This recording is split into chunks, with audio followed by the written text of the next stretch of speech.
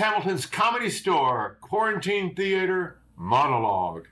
Nice to have you with us tonight, and we're all hoping the Comedy Store opens soon, and see you there very shortly, I hope. Really do. What we do is we just joke about the news every night, just like we were up on the Sunset Strip together. So let's start having some fun with the news. By the way, I'm originally from Oklahoma, so my birthstone is crystal meth. Right now it's 11:30 at night in Los Angeles. Time to play America's favorite drinking game. Let's burn this place to the ground. Oh, that's right. This morning, Harvey Weinstein woke up and looked outside the window and saw the flames, and he just assumed he had died. Let's get to the news. The Wall Street Journal said today that the Black Lives Matter movement may have spurned other ethnic pride marches. They already have. On Saturday, I joined a White Balls Matter march in Brentwood. That's right. 4 of us marched on and off for 5 hours in honor of white balls. I ended up shooting a 78. But the truth is, white privilege nearly ruined my life. But back then we called it cocaine. Congratulations, by the way, to Chicago, who set a city record last weekend with 25 murdered and 85 wounded from Friday to Sunday. It's a brand new city record. Congratulations. I happen to have a friend right down the hall who's from Chicago, big Blackhawks fan. And he said to me the other day, he's homesick for Chicago. So I shot him. Like home cooking for him. Actually, I've got a retired family friend that's lived in Chicago a long time, and he says Chicago's not nearly as dangerous as everybody thinks it is.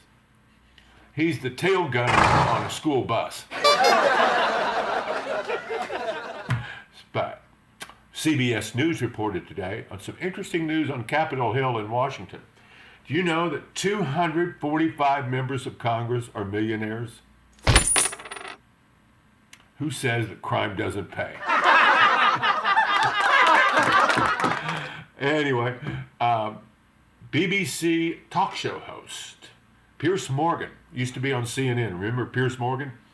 He suggested today that in honor of the Black Lives Movement, that President Trump take a knee in the Oval Office.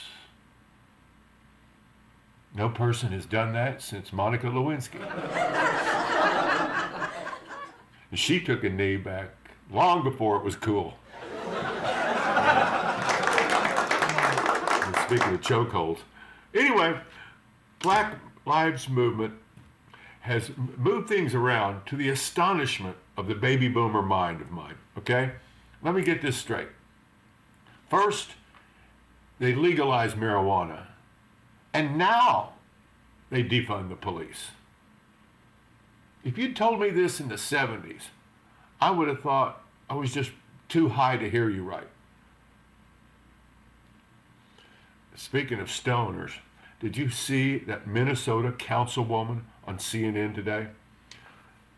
The head of the Minnesota City Council, they're all for getting rid of the police in Minnesota, in Minneapolis, was asked by the CNN reporter, what would happen if somebody broke into your house? Who would you call for help? The Minneapolis City Council member woman said, well, if somebody breaks into your house, it means you have white privilege. I just want to ask you one question, okay? How many times have you rolled your eyes watching the news in the last 2 weeks?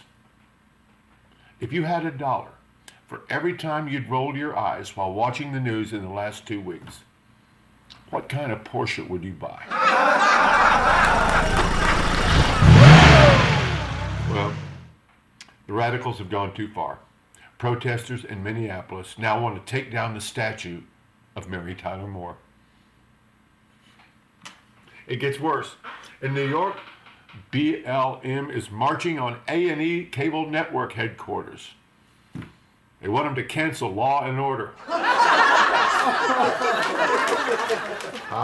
So, by the way, the police during all these riots all over the country, I mean, you know, New York, Philadelphia, Chicago, St. Louis, Raleigh, North Carolina, San Francisco, Los Angeles. I swear, you know, President Trump has gotten a hell of a lot more Americans up and walking than Michelle Obama ever did. Well, through all these marches and riots and protests and arson and looting, the cops have looked pretty good, you know. I noticed in Richmond on Saturday, did you see this? A millennial girl was shivering and sobbing in the arms of a social worker. And the cop looked at her and asked her to please point to the statue that offended you.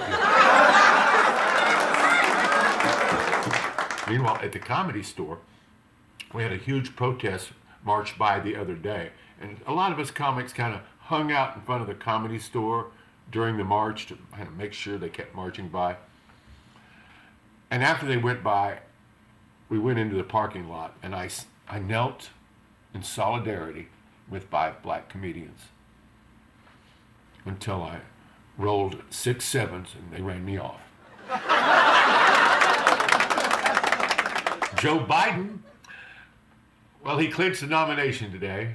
And to celebrate, he picked up the phone and ordered a BLM, no lettuce, hold the pickle. He refused to back the idea of defunding the police, to Joe's credit. But he also mentioned his favorite civil rights leader, Malcolm X. Finally, let's see. I just hope everybody's well and that we're all coming through this COVID disaster together. We're coming out of it after 3 months. I sure can't wait to see you at the Comedy Store.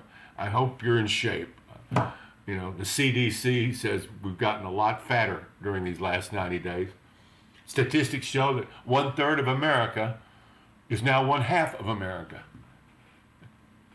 You know, after living through an actual plague, I understand why. Those 14th century paintings, all they showed were naked fat people sitting on the couch. Been there, done that, huh? Well, let's get back together tomorrow night. You've been fantastic.